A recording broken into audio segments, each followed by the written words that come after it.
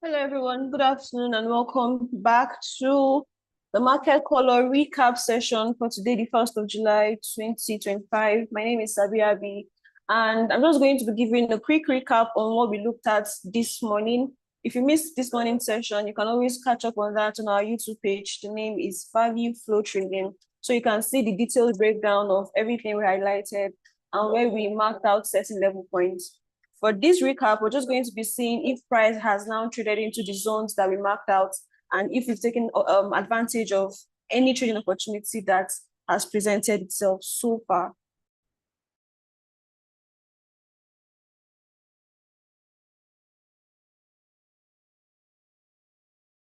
All right, I'm back. Okay, so let's start off with NZD USD and see what has happened. So looking at NZD USD from the higher time frame, we already saw that we were in a predominantly buying market. We marked out certain level points where we're seeing it buy into.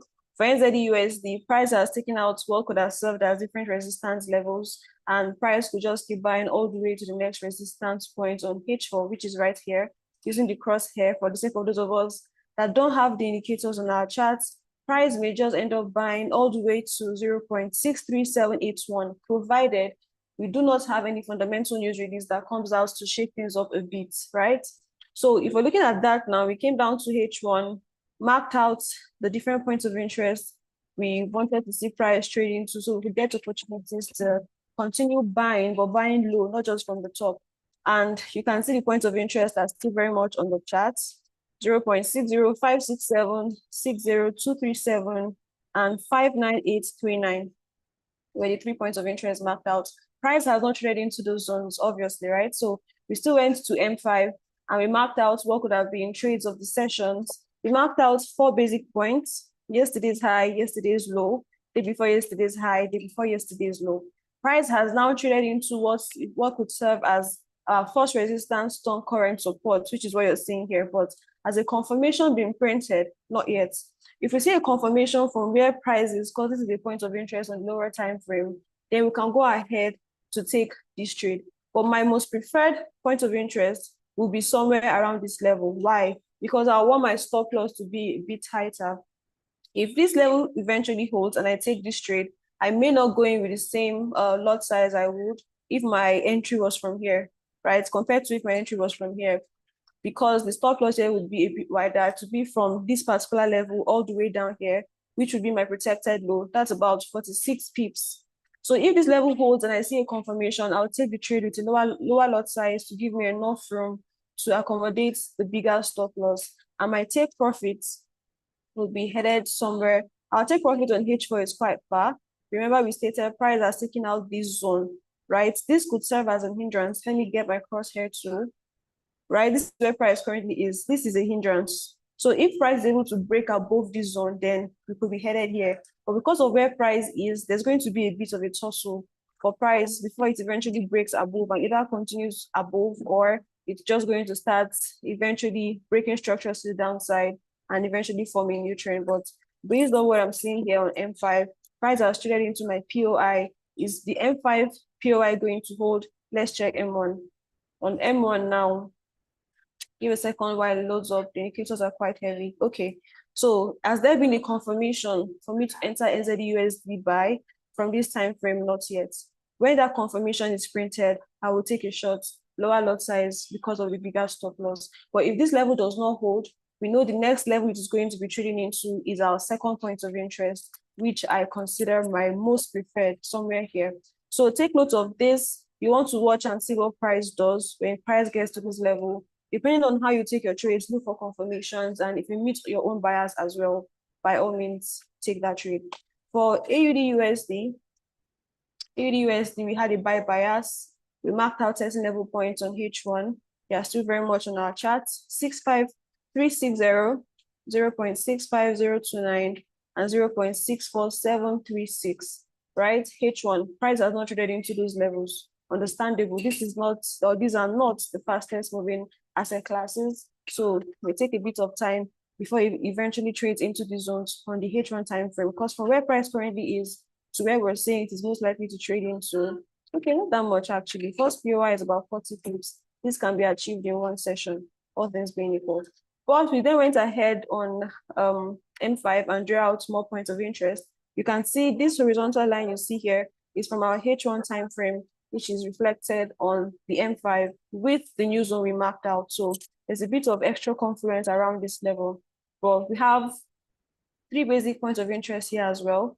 This is yesterday's high, day before yesterday's high, yesterday's low, which is right here, and day before yesterday's low. Technically 4, but because day before yesterday's low and yesterday's level are in sync, we just went ahead and marked them out as 1. So we now have 3 points of interest on M5. Look at the levels, take note of them. When price trades into the zones, we look for confirmation, and if our confirmation criteria are met, then we are going to be buying AU as well. That is my perspective. For USD CAD on the H4 time frame, if I look at that now from February all the way from January, actually, USD CAD has been in a downtrend. Where is it going to keep selling into if price breaks out this structure?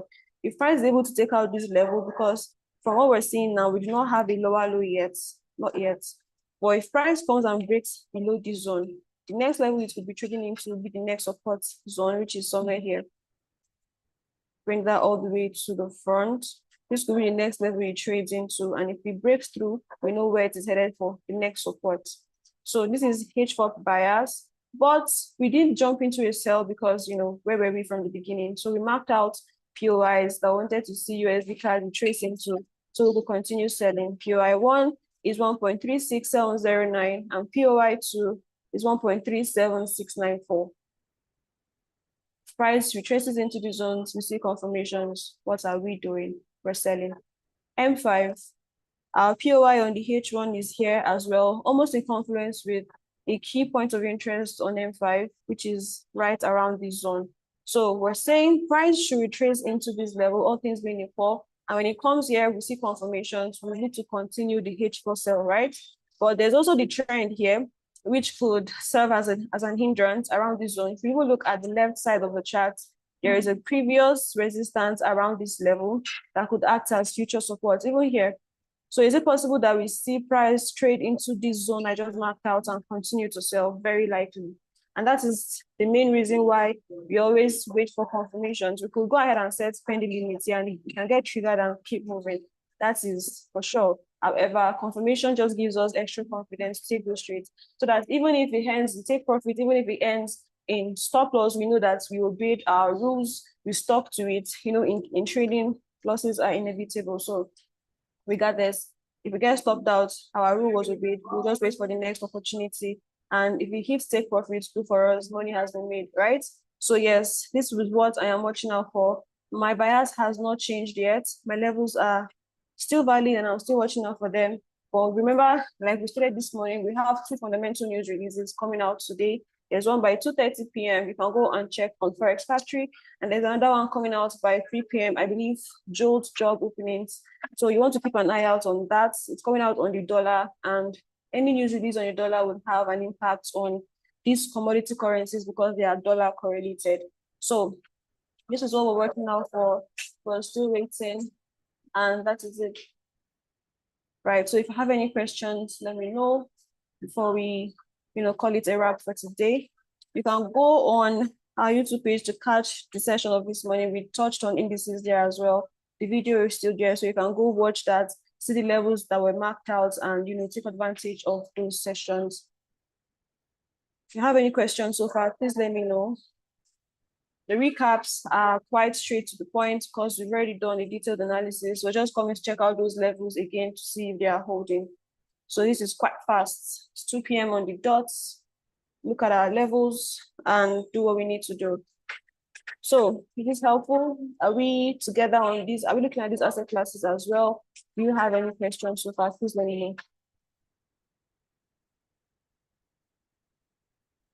If there are none, you can go ahead and pretty much call it a wrap.